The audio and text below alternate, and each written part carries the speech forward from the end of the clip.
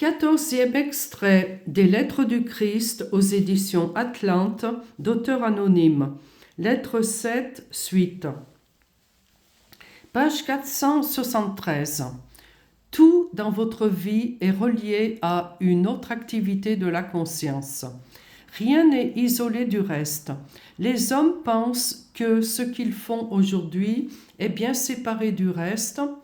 Ils pensent qu'aujourd'hui devient hier sans aucune incidence sur demain. Mais hélas, ils verront le fruit du passé surgir dans leur vie au temps de la récolte, 6 mois, 1 an ou même 10 ans plus tard, lorsque les énergies de la conscience auront attiré ce qu'il faut pour sa manifestation visible.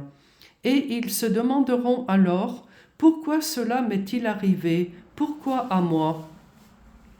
Il faut que vous compreniez que lorsque vous entreprenez un voyage spirituel, négligence et inconstance vous feront osciller entre les niveaux de fréquence vibratoire.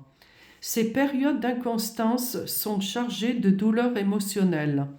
Pendant que vous oscillez, l'élan originel d'énergie spirituelle qui élevait alors votre vision spirituelle disparaît et vous vous plaignez de votre difficulté à revenir vers la prière et la méditation.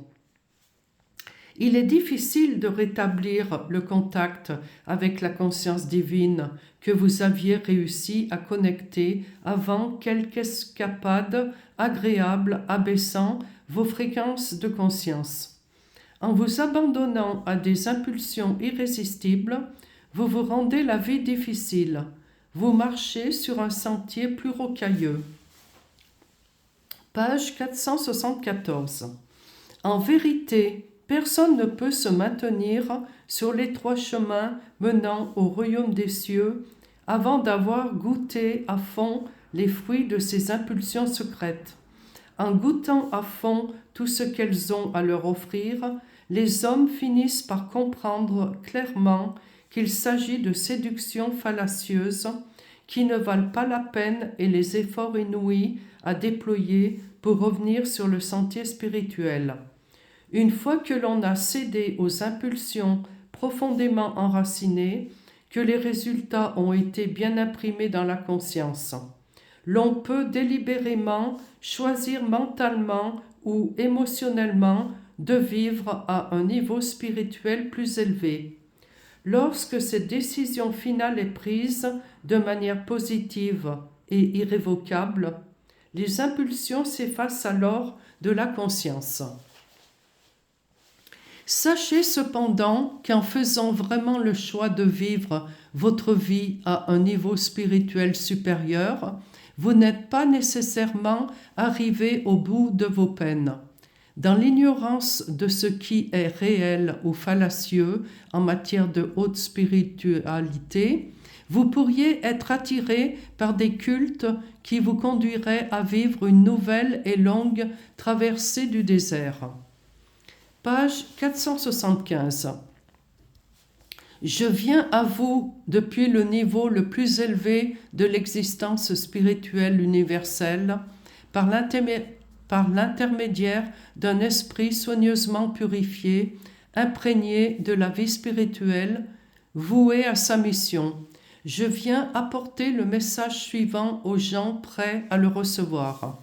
Je viens à vous pour vous montrer qui vous êtes réellement au plus profond de vous-même et ce que vous pouvez devenir. Tout aussi important, je viens vous montrer les moyens par lesquels le passage de la conscience humaine au domaine supérieur de la conscience spirituelle peut s'effectuer. Page 476. Avoir besoin de quelqu'un d'autre comme béquille spirituelle affaiblit l'âme. Aussi, le fait même de dépendre de moi doit-il bien être reconnu comme une mesure temporaire. Je fais donc tous les efforts possibles, par l'intermédiaire de ma porte-parole, pour que vous preniez bien conscience que votre véritable appui, fondement, source de vie et d'être sont tirés directement de la dimension toute-puissante de la conscience universelle en équilibre. Vous êtes la conscience divine individualisée en être de conscience, séparée et rendue visible sur Terre au moyen de particules électriques attirées et assemblées en éléments, afin de vous donner votre forme vivante visible, conformément à un modèle physique fondamental. Page 477.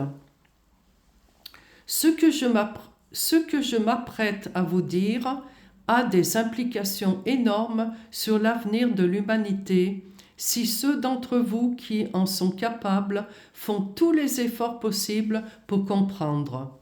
En fait, la façon dont vous percevez ces lettres déterminera votre vie future.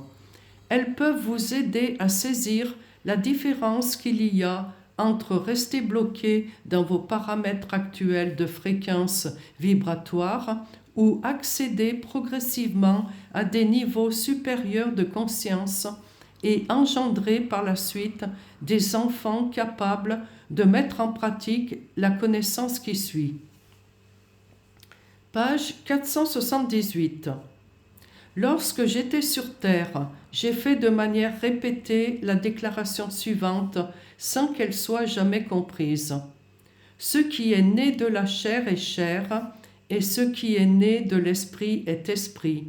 Je voulais dire par là que certaines personnes ont la capacité naturelle de revenir à la fréquence originelle, par là que certaines personnes... Bon, je répète, je me suis trompée. Je voulais vous dire par là que certaines personnes ont la capacité naturelle de revenir à la fréquence originelle de conscience spirituelle émotionnelle dans laquelle ils ont été conçus. Ils peuvent, au cours de leur vie, naître à nouveau, c'est-à-dire profiter d'une nouvelle conscience spirituelle de même fréquence vibratoire que celle de la conception, pour vivre, évoluer et travailler à partir de celle-ci. La fréquence originelle de conscience spirituelle émotionnelle de la conception deviendra la plateforme à partir de laquelle s'effectuera le parcours spirituel de l'enfant. Ceux qui ont été conçus uniquement par désir charnel trouvent difficile de percevoir une quelconque vérité au-delà de l'évidence de leur ouïe, vue, toucher et odorat. Si vous doutez de ce qui précède, arrêtez-vous et réfléchissez au principe immuable de l'existence. Toute création est conscience rendue visible. Toute chose vivante ne pense et n'agit qu'en fonction du niveau de conscience spirituelle ou égoïque dans lequel elle réside. Page 479. Lors du rapport sexuel, après l'extase vient le relâchement et la redescente progressive vers la conscience humaine. Au moment exact du délire-plaisir, la conscience humaine s'élève jusqu'à toucher la force de vie divine qui enflamme le spermatozoïde de l'homme et l'ovule de la femme.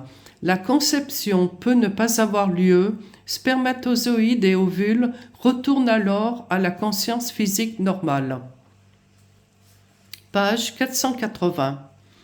Lorsque le rapport sexuel est suscité par l'amour pur et sincère entre l'homme et la femme, la conscience humaine unie monte pendant le rapport à des niveaux de plus en plus élevés de fréquence vibratoire de conscience jusqu'à ce qu'elle soit saisie dans les fréquences vibratoires de la conscience d'intelligence et amour divin.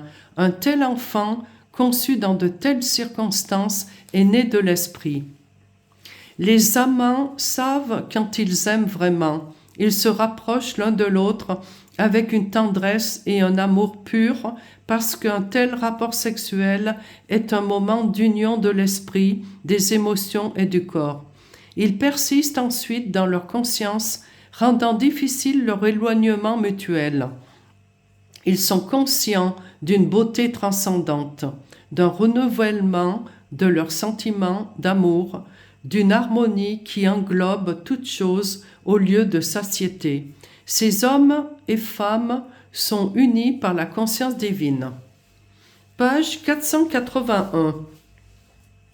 L'union physique entreprise sous le coup de toute autre émotion n'est que chair pénétrant chair. Ce n'est rien d'autre que donner et recevoir des fréquences vibratoires terrestres, fréquemment négatives, qui font des enfants dont l'esprit reflète le niveau vibratoire des parents. Même si un enfant n'est pas conçu, un tel rapport sexuel est préjudiciable aux deux partenaires puisqu'il y a échange et absorption mutuelle d'énergie, de conscience dans le corps qui, si celle-ci est négative, hostile ou critique, peut causer des dommages réciproques. Pages 482 et 483. Par conséquent, lorsque s'échangent et s'absorbent les énergies de conscience contenues dans les fluides mental et émotionnels, chacun de vous affecte l'état physique, mental et émotionnel de son partenaire. Le rapport sexuel, pour être salutaire et vivifiant, ne devrait être entrepris que dans le cadre d'un amour vrai, sincère, où le bien de l'être aimé est plus important que le bien de celui qui aime. Lorsque les partenaires s'unissent en gardant un ressentiment caché ou des pensées de dénigrement envers l'autre, la relation s'érode progressivement sans qu'aucun des partenaires ne soit pleinement conscient de ce qui se passe. C'est la raison pour laquelle l'attirance physique entre les partenaires s'émousse et meurt. Elle est détruite par des pensées et des sentiments critiques, négatifs, cachés qui, petit à petit, les affectent tous deux profondément, à chaque niveau de leur être. Voilà, je vous communiquerai la suite sur une nouvelle vidéo. Donc là, c'est la 14e, bientôt je vous ferai la 15e, soit en courte, soit en longue. Eh bien, merci de m'avoir écouté. C'est avec grand plaisir que je fais ces vidéos pour aider l'humanité, communiquer les messages des lettres du Christ. Et je vous remercie et je vous dis à très bientôt.